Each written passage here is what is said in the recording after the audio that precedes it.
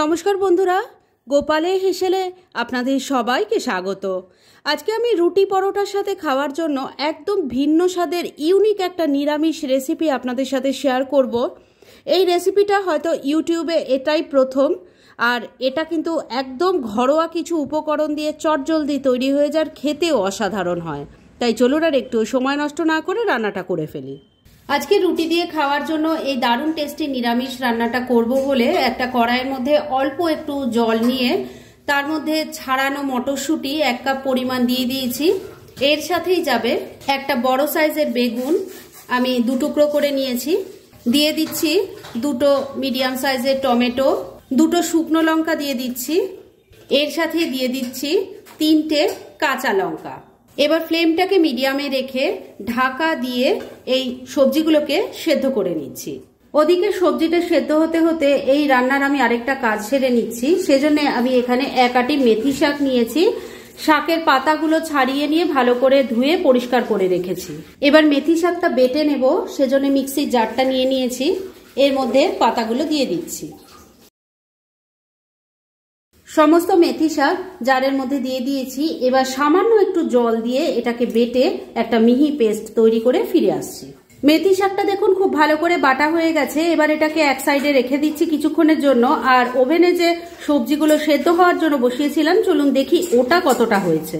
মেথি শাকটা বাটা হতে হতে দেখুন এগুলো খুব সুন্দরভাবে সেদ্ধ হয়ে গেছে। আমি গ্যাসটা বন্ধ করে দিয়েছি। এবার এগুলো আমি একটা প্লেটের মধ্যে নামিয়ে নিচ্ছি। সেদ্ধ করা সবজিগুলোকে প্লেটের মধ্যে নিয়ে নিয়েছি। এবার প্রথমেই এই সবজিগুলোর যে স্কিনটা আছে সেটা তুলে ফেলতে হবে, বেগুনের আর টমেটোটারও। সবজিগুলোর স্কিনটা তুলে ফেলে দিয়েছি।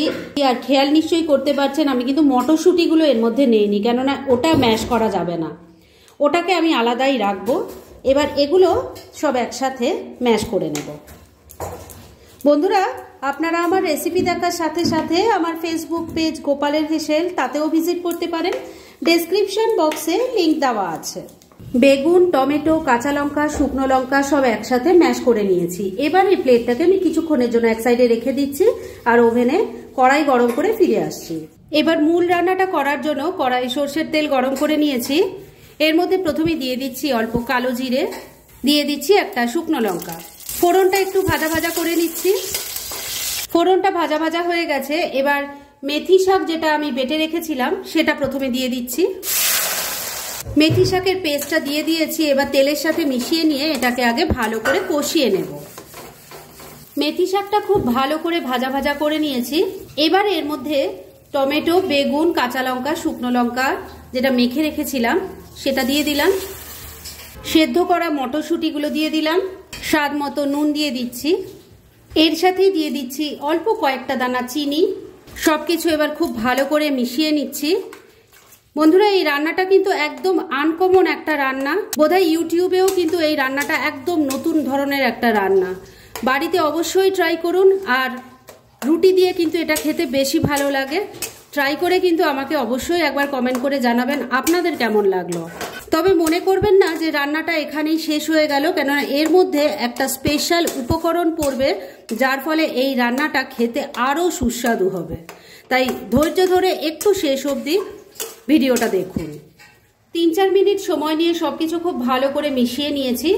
এবারে এর মধ্যে সেই স্পেশাল ইনগ্রেডিয়েন্টটা পড়বে, যার ফলে এই রান্নার স্বাদ বহু গুণ বেড়ে যাবে। সেটা হলো ছানা। আমি হাফ লিটার দুধ থেকে ছানা কেটে নিয়েছি। এবার সেই ছানাটা এখানে দিয়ে দিচ্ছি। সবকিছু খুব ভালো করে আবারও মিশিয়ে নিচ্ছি।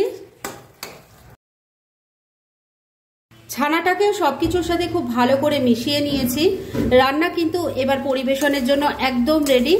মাত্র 10 মিনিটের মধ্যে তৈরি হয়ে যায়। আর রুটির পরোটার সাথে খেতে যে কি অসাধারণ লাগে সেটা একবার ট্রাই না করলে আপনারা বুঝতেই পারবেন না। তাই সবার কাছে রিকোয়েস্ট রাখলাম, রান্নাটা অবশ্যই একদিন বাড়িতে করুন। আর তারপর কেমন লাগলো প্লিজ প্লিজ কমেন্ট করে জানাবেন। যাই হোক, রান্না তো রেডি। গ্যাস বন্ধ করে দিলাম। এবার এটাকে আর ঢেকে রাখার কোনো দরকার নেই, ডাইরেক্ট সার্ভ করে আপনাদের দেখাচ্ছি। ফ্রেন্ডস, আমার আজকের এই দুর্দান্ত স্বাদের ইউনিক নিরামিষ রেসিপি একদম রেডি হয়ে গেছে এবং আমি সার্ভ করে দিয়েছি। রুটি পরোটার সাথে খেতে কিন্তু এটা ভীষণ ভালো লাগবে। ঘরোয়া কিছু সামান্য উপকরণ দিয়ে এটা চটজলদি তৈরিও হয়ে যায়। খেতে কি অসাধারণ হয় সেটা একবার ট্রাই না করলে আপনারা বুঝতেই পারবেন না।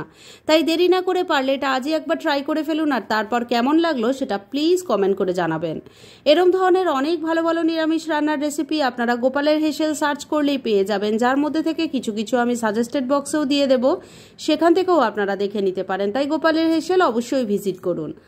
আর আপনারা কেমন ধরনের রেসিপি চাইছেন সেটাও কিন্তু আমাকে জানাতে পারেন। আমি চেষ্টা করব সেসব রেসিপিগুলো আপনাদের সাথে শেয়ার করার। আর আমার আজকের এই রেসিপি যদি আপনাদের ভালো লাগে আর ইউজফুল বলে মনে হয়, তাহলে যারা এখনও আমার চ্যানেলটাকে সাবস্ক্রাইব করেননি তারা প্লিজ সাবস্ক্রাইব করুন। তাহলে আজকের মতো এখানেই শেষ করছি। পরদিন আবার এরকমই কোনো ভালো রেসিপি নিয়ে চলে আসবো। আপনারা সবাই খুব ভালো থাকুন, সুস্থ থাকুন।